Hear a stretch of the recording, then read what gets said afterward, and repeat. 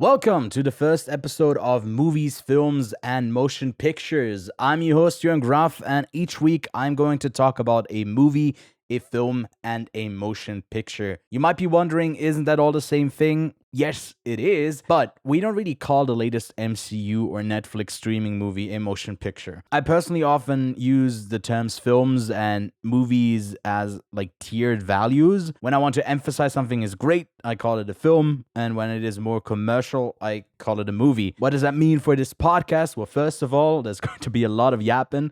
I already have another podcast called Quiet on Set where I'm the main host. I talk a lot on there, but I still felt like there's space for me to talk even more on my own podcast. So this is that. So what can you expect from the show? Well, first we will discuss a movie, which is pretty much always a new release. It can be good or even great, but it can also be a real stinker. Then a film can be both old and new, but it has to be at least good. It is something that I consider worthwhile for you listeners to go watch yourself. And then finally, a motion picture has to be old. By what metric? Well, I'm getting older, so I'm thinking that that is a good cutoff point. Anything that has released before 1998 will qualify for a motion picture. These are definitely loose rules that are meant to be broken. I'm pretty sure you get the overall concept though, so let's talk about the movies, films, and motion pictures that we're going to talk about this week. First up is The Naked Gun, which is currently out in theaters. This week's film is the original Naked Gun from the Files of the Police Squad, which released back in 1988. And our motion picture is George A. Romero's Creepshow, which was this sort of collection of horror comedy shorts written as the screenplay debut of Stephen King. Now, I'm recording this on August 1st. I think it's been pretty quiet for a minute there, but this is the national holiday of Switzerland, so you'll hear a lot of like banging and almost shooting like noise in the background. Trust me, it's not Frank Drabin shooting people left and right or running them over, but maybe it adds to the atmosphere a bit. It's also very funny because this is an audio podcast, so you know, if you hear something distracting, it's kind of not, meant to be the place for distracting noises to appear. But it is what it is. I actually feel like it's the perfect time to start off this podcast.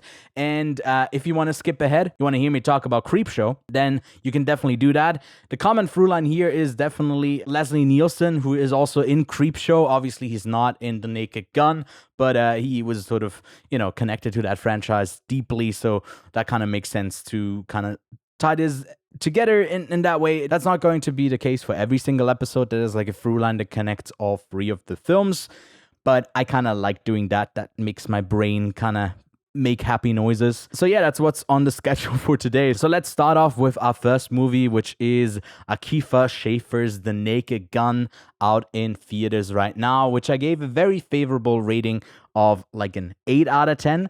I think it's one of the funniest movies of the year.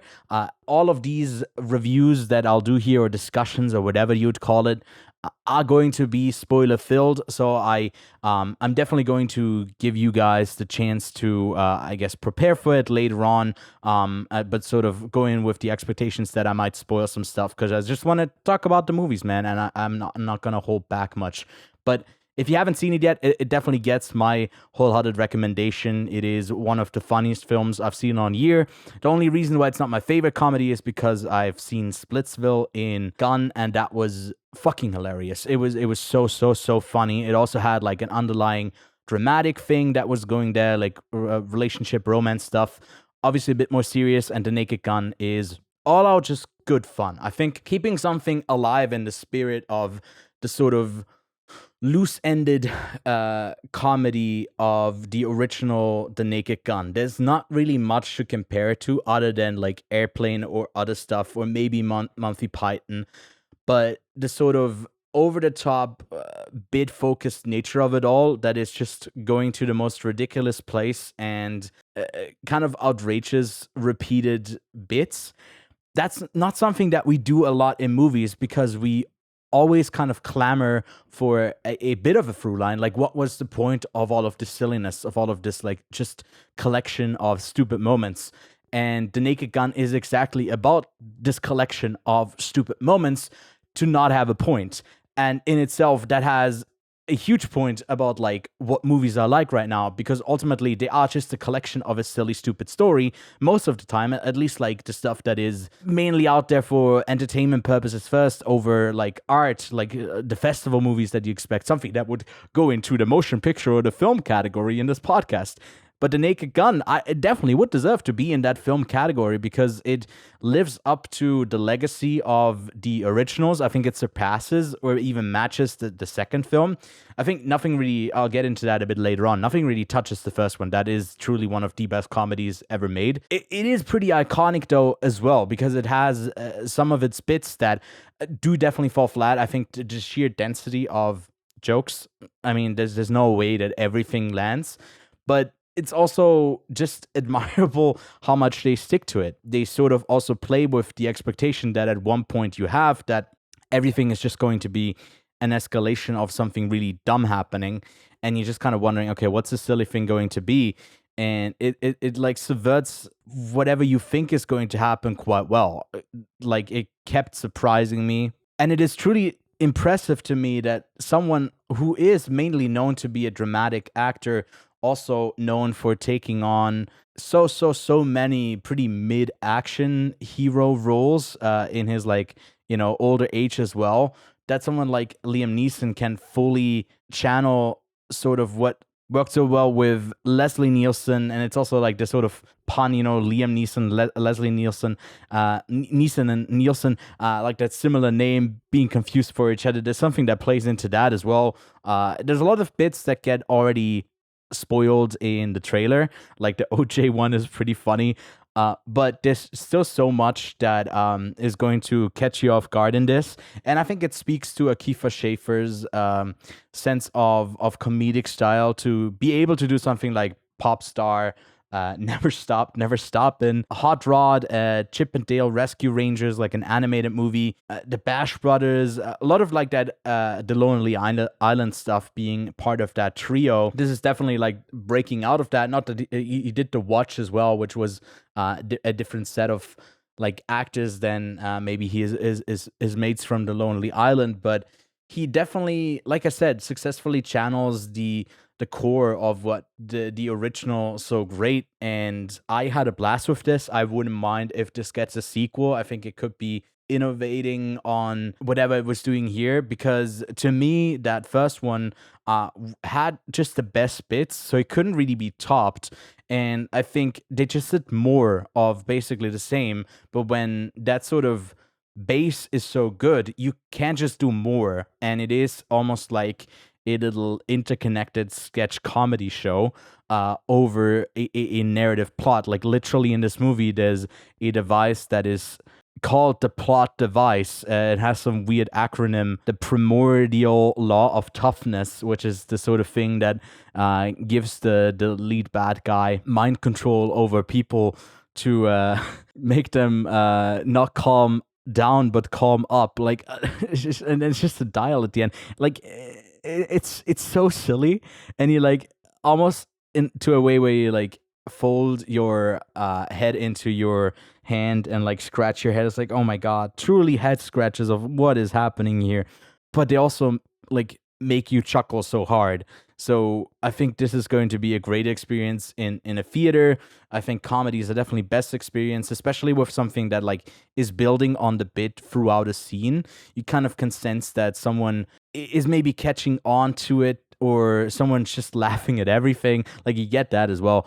But it's just like the overall silliness where they like can't calm themselves down. It's just an energy that's in the room that feels like it was also in the room while they were shooting it. And sometimes that can be disjointed and disconnected. And oftentimes that is like what's not translating when there's not that comedic chemistry between actors. It's not like I felt that much between Pamela Anderson and Liam Neeson, but it worked. I like Paul Walter Hauser in it as well. Kevin Durant, even Liza Koshy I didn't mind, which I truly like sometimes stands out a lot because she's just pulling faces, and the role that they had, the small one, worked in this as well.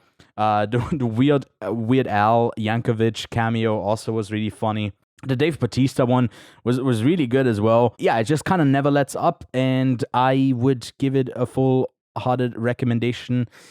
And that's pretty much all I got to say about it, because I do want to talk about the original. So let's talk about the film of the week, The Naked Gun from the Files of the Police Squad from David Zucker, that released back in 1988. He's also the director for Scary Movie 3 and 4, which I didn't know. He did the first two sequels. You can definitely feel this franchise fall off the cliff with the third one. I don't think that one is really good anymore, because it has a lot of like jokes that are at the expense of look at Frank being a horrible person, and that is kind of the bit. And I think that is less funny because he seems to be oblivious more than he is like actually just ignorant. He's definitely ignorant, but his like stupidness is more emphasized, and I think in the third one it kind of cuts back on that. But I was on this most recent rewatch because I've definitely seen this as a kid, and I've also seen Airplane as a kid.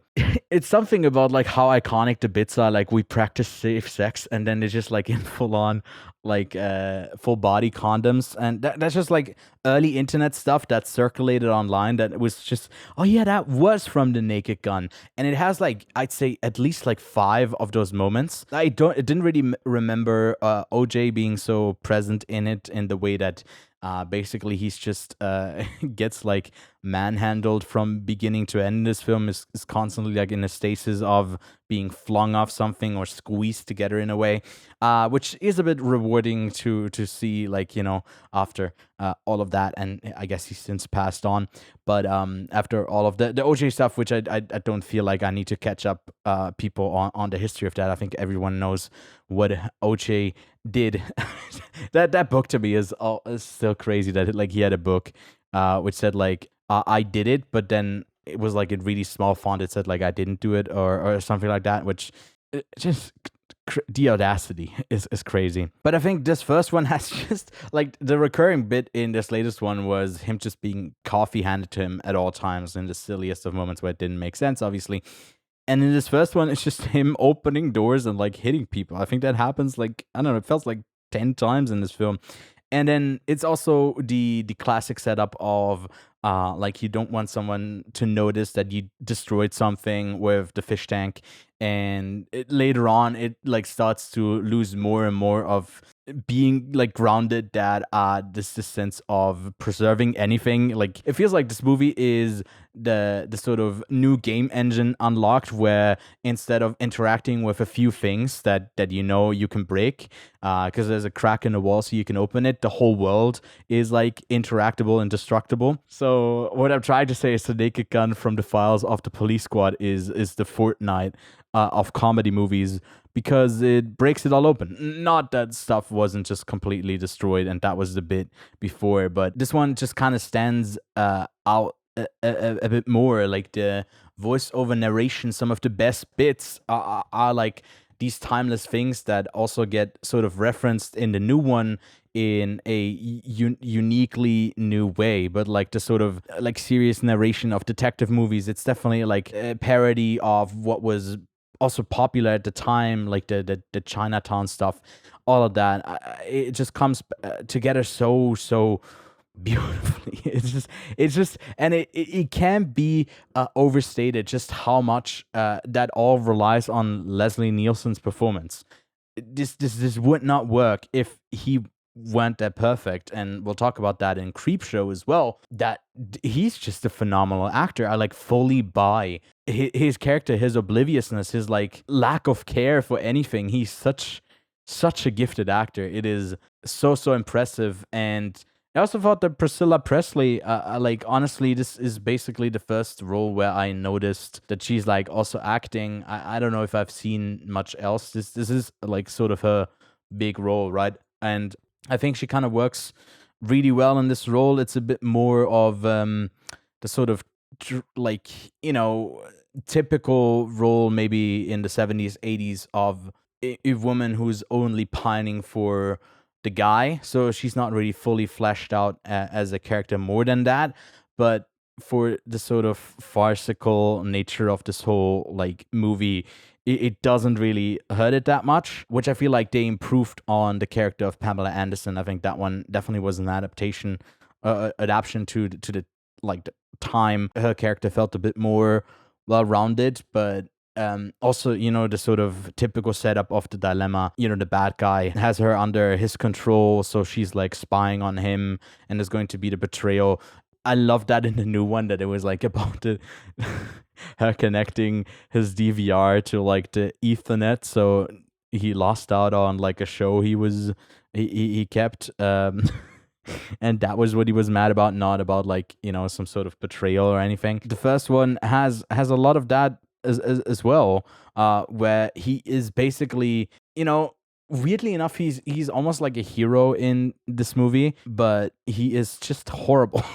He's just constantly like running people over, having no care in the world, and ultimately gets to be the unlikely hero at the end of the story, being praised for basically all of the chaos he creates, because ultimately he gets shit done.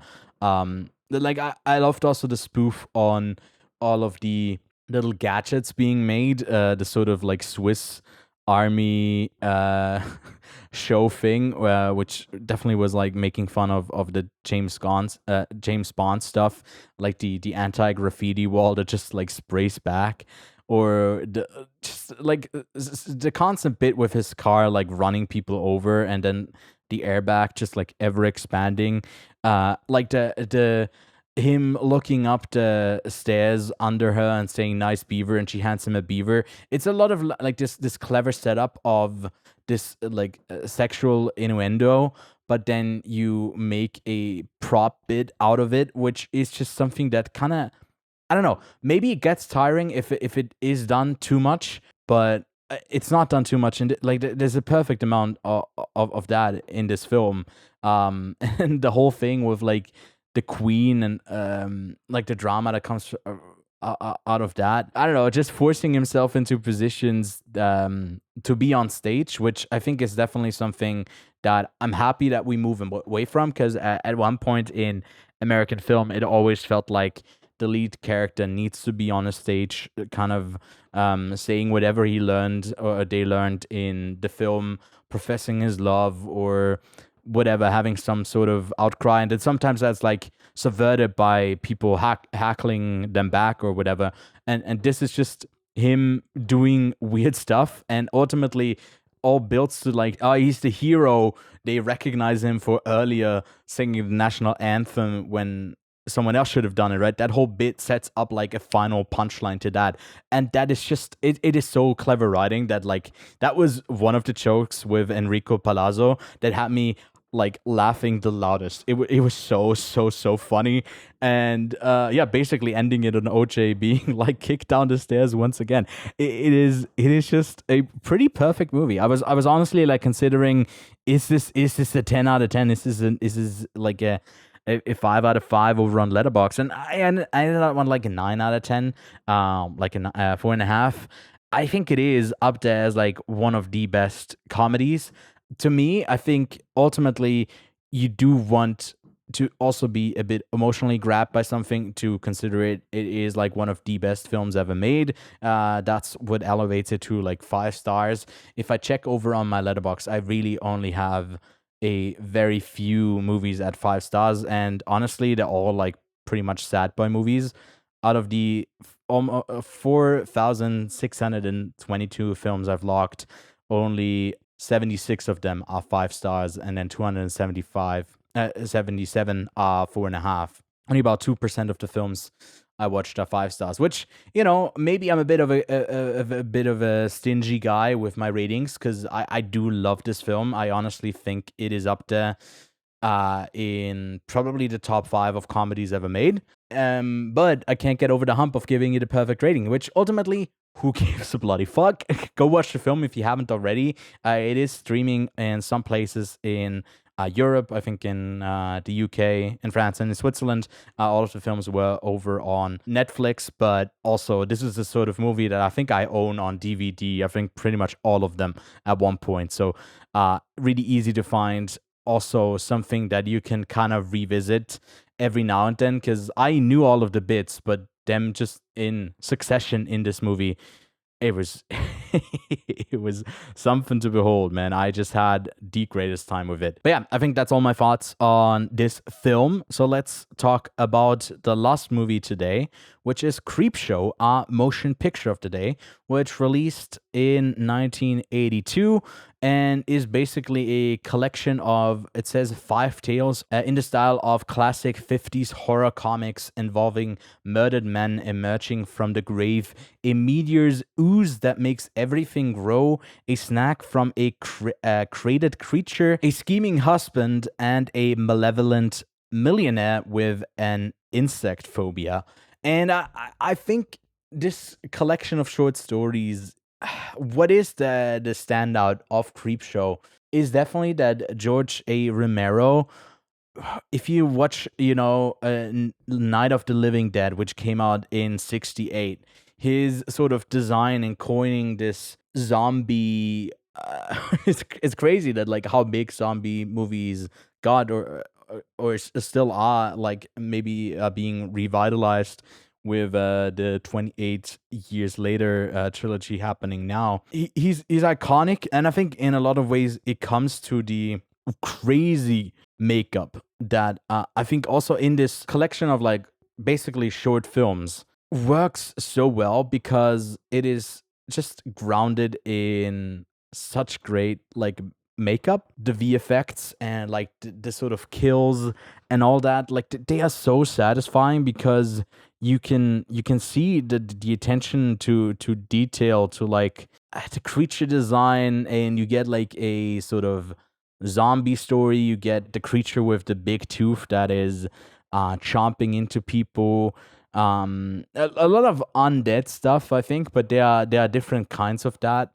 Also, taking from the comic, they are like really closely basically parsing whatever they have as like a comic base, and then starting and ending on like a comic book frame, which of this time it must be one of the first comic book adaptations, I assume. And like at least one that stays so close, maybe the Hulk one where there's a lot of like comic book panels. Like this one does that as well, where like sometimes it pops up on a sort of location on the side that where we are in.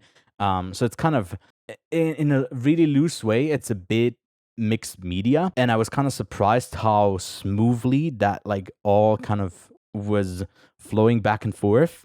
That was probably one of the more impressive things about it. I was about to say the most impressive, but definitely isn't, because the makeup is a standout. I think they start with like a really strong one. The first one's like Father's Day, when basically the daughter killed her father on Father's Day, and he just wants cake, and he keeps saying, like, "Give me my cake" or something like that. Where's my cake? Where's my cake? He's the "Where's my hug" guy, but a dad who wants cake really badly on Father's Day, and he goes after his family, basically like killing them. Coming back from the grave, his like makeup is great. Like that sort of imagery in that short was probably the best. I'd say, yeah, it was a standout. Like this, they started off with a real banger. There's a young Ed Harris in it, which you don't really recognize him anymore. If he has any hair left on his head, he looks like a different person. And then the second one stars Stephen King, basically, well, by himself. There's a meteor as well. And that goes into, like, all of these go into pretty dark directions, which is maybe typical also of like Stephen King novels, but also a lot of these horror short stories. And I think it also like in literature as well, a lot of short stories, right, they do end up with the most fucked up scenario, and like a lot of these end up with most people dead, or like the people who did something really fucked up succeeding, or like suicide in some cases. So it's like it's pretty intense in that way, especially like the last one, which is about this millionaire that is like cooped up in New York City in like a really sterile looking white room that he just gets phone calls through, and is basically being an asshole to everyone, kind of commanding them around, and I think having people killed and all that. But cockroaches keep appearing everywhere until they like fully take over. So if you have like a bug phobia, this is truly something that's going to haunt you because I mean, even thinking about it, it's like it feels like something's creeping up on you. And this short one is literally called "The Creeping Up on You." That one was definitely like the simplest in its concept, and you can sometimes feel that like they're definitely lifted from a comic book. That there's not that sort of depth in character writing and background. Most characters are pretty one note, but that kind of works for horror quite well. And it's one of the things why horror is often such an entry gate for a lot of filmmakers because it is a bit cheaper to create. You can have a cast that is less well known because you also don't have to deal with like them being maybe killed off. That might have been a bigger issue if you had like known people that would want that screen time. But also you can subvert that quite a bit if you have someone on that's like in a lesser role, like a more in a cameo role. That can be fun too. But this just kind of is also really surprising. Like speaking of that, like people who are well known, if you look through the cast and you have people on here, obviously Leslie Nielsen is the reason why I'm connecting this to the Naked Gun movies, and he plays basically this antagonist, a mad ex, or not even ex, a husband that gets cheated on. So he drags the man who his wife is cheating on him with to his beach house, his private beach that he has for himself, and basically puts him in a hole up to like sand up to his neck as like the tide comes in. That one's called something to tide you over. Neat little pun there. He also does the same to the wife and is basically just a super villain in this. And it's also, funnily enough, I think this came out before the original. Yeah, this came out before the Naked Gun movie, 6 years before. And the funny thing is, like it has a pretty similar looking, like aquarium tank with like the same fish that Frank in the Naked Gun movie stabs with his pen. I don't know if that was in reference to this, but it just like that stood out to me. And he nails his role of like this pretty much like sociopath who just wants to get revenge. That is all that character is until it like creeps up on him and like maybe the people who he ended up killing aren't so dead after all. And it ultimately becomes just a showcase of how would someone look who like drowned and was dragged out into the ocean and had all sorts of like algae and ocean stuff all over them. And I like the design. It always is them just kind of repeating the same thing over and over again, which I think makes these sort of a bit repetitive. But the way that they are not relying on jump scares as well by setting the sort of atmosphere more often than not, I think it is definitely from a different time of horror filmmaking. This is sort of in the early era of the like slasher becoming more and more prevalent. So a lot of it is built on like the unsuspected killer pops up from behind you.